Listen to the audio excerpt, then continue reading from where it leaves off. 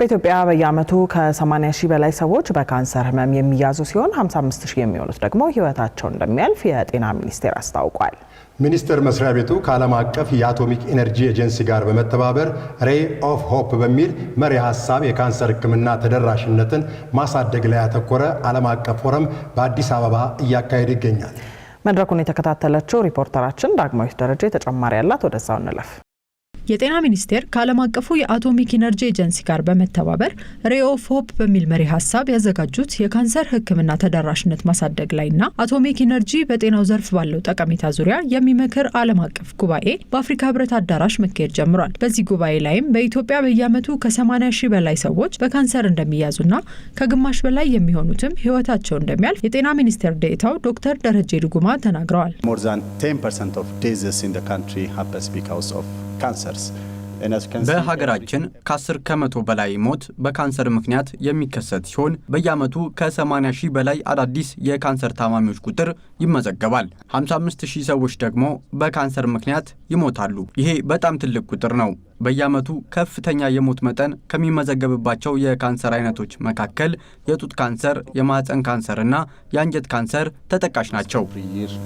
ብሬስት ካንሰር፣ ሰርቫይካል ካንሰር ኤንድ ኮሎሬክታል ካንሰር። ይህንን አሃዝ ከመቀነስ አንጻር ለሚሰሩ ስራዎች ታዲያ በክልሎች ያለው የካንሰር ህሙማን ቁጥር ከተቀናጀ የጤና ተቋማት እጥረትና የሪፈራል ሆስፒታሎች ብዛት ማነስ ጋር ተዳምሮ ፈተና መሆኑ ተመላክቷል። በሀገር አቀፍ ደረጃ የካንሰር ህክምናን ለመከላከል በርካታ ስራዎች እየተሰሩ ነው በተባለበት በዚህ ጉባኤ ላይ ከፈረንጆቹ 2022 ጀምሮ በአዲስ አበባ ብቻ ይገኝ የነበረው የራዲዮ ቴራፒ ህክምና ወደ ክልሎች የማስፋት ስራ መሰራቱን ደግሞ የጤና ሚኒስቴሯ ዶክተር መቅደስ ዳባ ናቸው የተናገሩት። Since 2022 we have expanded ከ2022 ጀምሮ በዋና ከተማዋ አዲስ አበባ ብቻ ይገኝ የነበረው ራዲዮ ቴራፒ ህክምና በክልል ከተሞችም እንዲደርስ ያደረገን ሲሆን አሁን ላይ 5 ክልል ከተሞች ላይ ይገኛል። 4ቱ ስራ የጀመሩ ሲሆን አንዱም በቅርቡ ወደ ስራ ይገባል። ለካንሰር ህክምና መሰረተ ልማት የሚውል 25 ሚሊዮን ዩሮ ፈሰስ ያደረገን ሲሆን ዘመናዊ ቴክኖሎጂዎችንም ተደራሽ ማድረግ ይጨምራል። institutions ሚኒስትሩ አክለውም ላለፉት 3 ዓመታት ሬይ ኦፍ ሆፕ በተሰኘው በዚህ ካንሰርን የመከላከል መርሃ ግብር የካንሰር ታማሚዎች ህክምና ለማግኘት የሚጠብቁትን ወረፋ ለመቀነስ መሰራቱን ገልጸው ጉባኤውም ከዚህ ባለፈ ከዚህ በላይ በቁርጠኝነት ለመስራት የምንነሳሳበት ነው ብለዋል። As part of our ongoing efforts, we are seeking support through the Ray of Hope platform.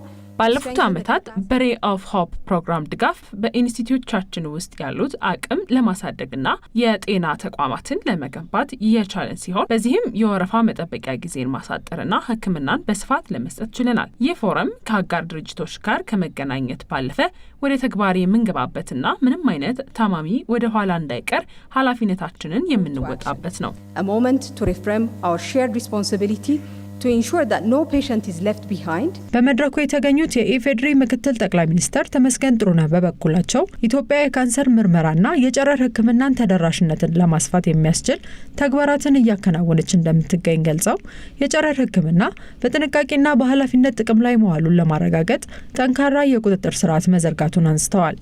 We are expanding access to cancer care. የካንሰር ህክምናዎችን እያሰፋን ነው። የራዲዮ ቴራፒ አገልግሎትንም በተለያዩ ክልሎች እንዲደርስ አድርገናል። ህይወት አድን የሆኑ ቴክኖሎጂዎችንም ለህብረተሰባችን እያቀረብን ነው። የጨረር ህክምና በኃላፊነትና በጥንቃቄ ጥቅም ላይ እያዋልን መሆኑን ለማረጋገጥ ጠንካራ የቁጥጥር ስርዓት ዘርግተናል። ኒውክሌር ሳይንስ ላይም ኢንቨስት እያደረግን ነው። በሽታን ለማከም ብቻ ሳይሆን ከሞት በፊት በጊዜ መርምሮ ለማግኘትና ህይወትን ለማዳን ነው። Early to prevent it, to change lives before lives are lost. ምክትል ጠቅላይ ሚኒስትሩ አክለውም ዓለም አቀፉ የአቶሚክ ኢነርጂ ኤጀንሲ የኒውክሌር ኢነርጂን ለሰላማዊ አገልግሎት በተለይም ለጤናው ዘርፍ ጥቅም ላይ ለማዋል የሚያደርጋቸውን ድጋፎች የሚበረታቱ መሆናቸውን ጠቅሰዋል። የልማት አጋሮችና መንግስታትም በገንዘብ ከመደገፍ በዘለለ በዓለም ላይ ውጤታማ ለውጥ ለማምጣት በትብብር ሊሰሩ እንደሚገባ ጥሪያቸውን አቅርበዋል።